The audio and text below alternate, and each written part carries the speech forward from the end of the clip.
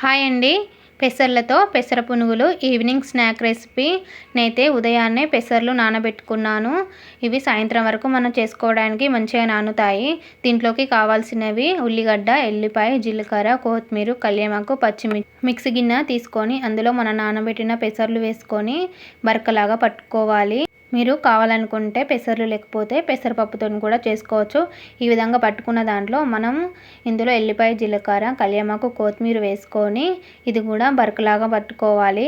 పెసరపప్పు పునుగులు అనేది మెత్తగా పట్టుకోకూడదు, బరకలాగా పట్టుకుంటేనే చాలా బాగుంటాయి. ఇప్పుడు ఇందులో ఇవన్నీ వేసి కొంచెం సరిపడు ఉప్పు వేసుకొని ఒకసారి బరకలాగా పట్టేస్తే మనకు పెసర పునుగులకైతే పెసరపిండి రెడీ అవుతుంది. ఇవి చాలా టేస్టీగా ఉంటాయి.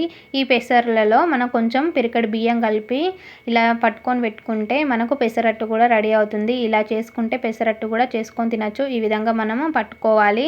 ఇప్పుడు స్టవ్ మీద గిన్నె పెట్టుకొని ఆయిల్ పోసుకొని అందులో మనము ఇలా పెసర పునుగులు వేసుకోవాలి.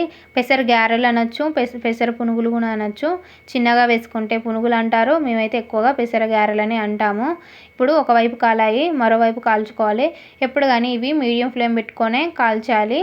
ఇందులో తినే సోడా వంటిది వేయకూడదు. మనం మిక్సీ వేసేటప్పుడు ఉల్లిగడ్డ వేసాం కాబట్టి గారెలు మెత్తగా మంచిగా వస్తాయి.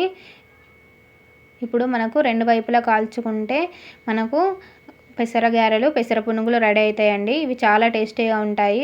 ఈవినింగ్ స్నాక్ రెసిపీ లాగా తినవచ్చు. ఎప్పుడైనా మనము దీన్ని ఎక్కువగా చికెన్ లాంటివి వండుకున్నప్పుడు, మటన్ లాంటివి వండుకున్నప్పుడు చేసుకొని తిన్నా చాలా బాగుంటుంది. ఉత్తగా తిన్నా బాగుంటాయి. తప్పకుండా ట్రై చేయండి. ట్రై చేశాక మీకు ఎలా వచ్చిందో కామెంట్ చేయండి.